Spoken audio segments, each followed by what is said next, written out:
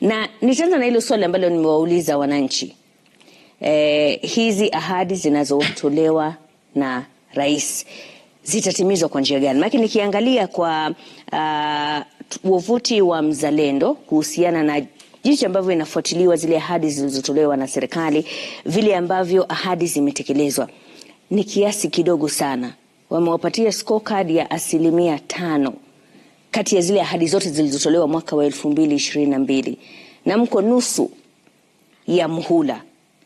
Ni kipi ambacho kimekoseka katika miaka 2.5 ijayo? Je, mtaweza kutekeleza? Tuanze na wewe Mwanaisha. Na shukrani sana Kapombe kupata fursa hii.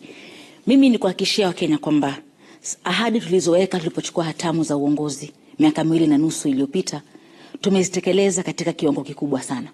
Na mifano ipo. Yaweza kuwa pengine mifano ile sio kila mtu inamfikia vile anavyotaka, lakini ahadi zinaendelea kutekelezwa. Kumbuka kipindi cha miaka mingapi? 5 natoka nusu ya miaka 2.5. Nitakupatia mfano. Ahadi ya kujenga nyumba za bei nafuu na kuwapatia Wakenya makao. Ahadi zile, baadhi ya nyumba zimekamilika na zingine zinaendelea kujengwa.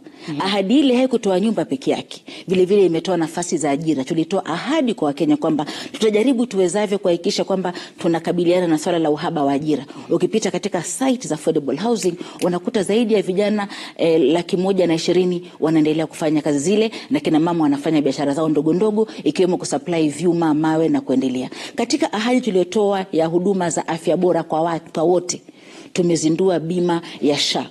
Kumbuka kwa miaka 58 Wakenya walikuwa chini ya mwamvuli wa NHIF. Ilikuwa ni Wakenya chini ya milioni 9 ambao walikuwa wanapata access kwa huduma bora za afya. Katika mpango wa SHA, miezi 7 kutoka tuzindue mpango huo, tumesajili zaidi ya Wakenya milioni 20 katika mpango wa SHA. Na si kusajili peke yake, wanapata huduma za afya, za matibabu katika hospitali za kibinafsi na za kiserikali, ambao awali ilikuwa huduma ile kwa wengi walikuwa Mwanaisha, niruhusu ni kukosoe kidogo.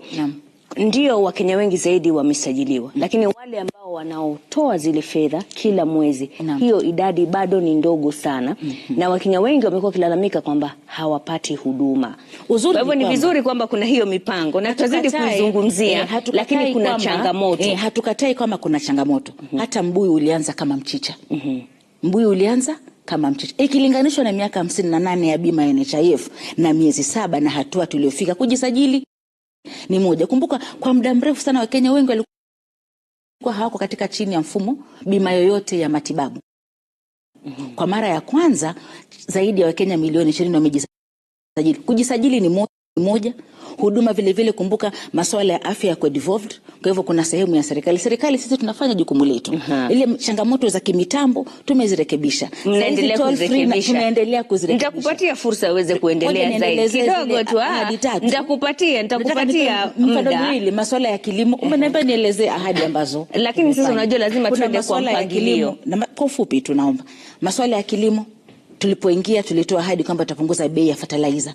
Imeshuka kutoka shilingi 7,500 imefika shilingi 2,500. 2,500 inamaanisha nini? Bei ya unga imeshuka, bei ya mafuta imeshuka, dola yetu iko stable. Kwa hivyo anasema 5%, sidhani kama anakuwa mkweli. Mgala muue na haki yake mpe. Daktari Mbae, wewe ulikuwa mwandani wa serikali hii, kisha ukajiondoa. Ni kipi ambacho kilikoseka? Ulihisi kwamba zile huduma ambazo mlikuwa mmeahidi hazitekelezwi ipasavyo?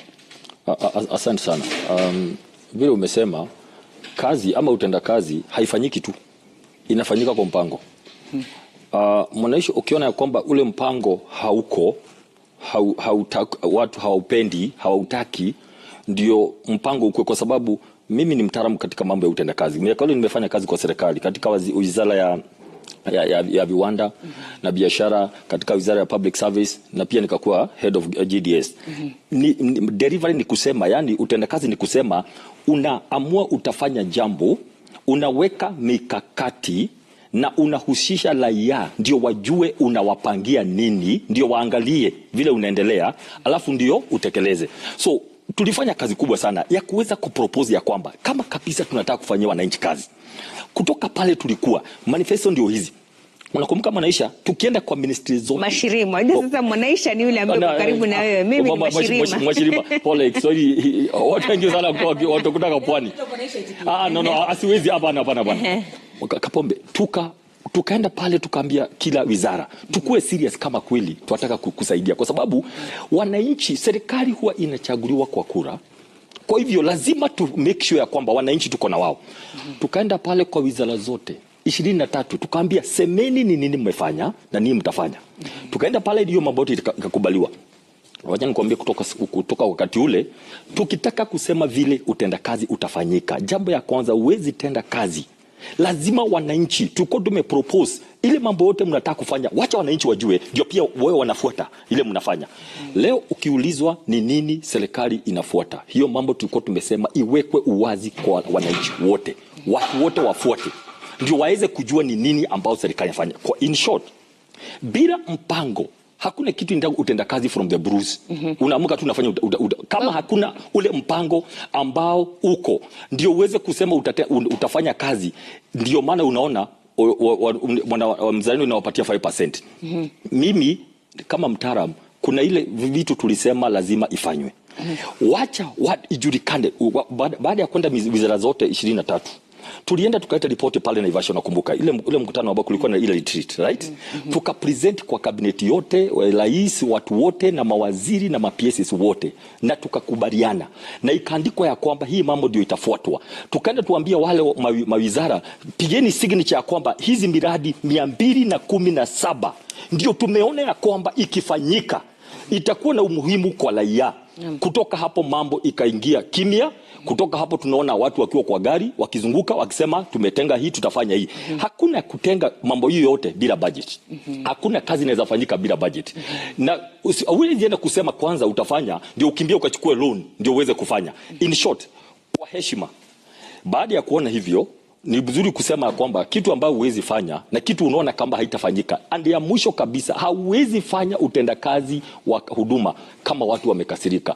Kama you cannot manage politics, kama huwezi manage siasa, hisia za watu zikuwe sawa. Kuna rais mmoja alikuweko na alifanya kazi kubwa sana. Lakini wakati alienda akasema mimi nimewatengenezea rami, nikamwambia hapana, siasa ulishindwa kumanage, kwa hivyo beba rami yako. Watu wengi wamekasirika kwa sababu ya ahadi ambazo hazijafanyika kazi. So kuendelea kufanya ahadi zingine mingi, watu wanaendelea kukasirika zaidi. So hata ile kidogo unaweza fanya watu wahisi. Tuko naye mbunge hapa, Mheshimiwa Tim Wanyonyi. Kuna sehemu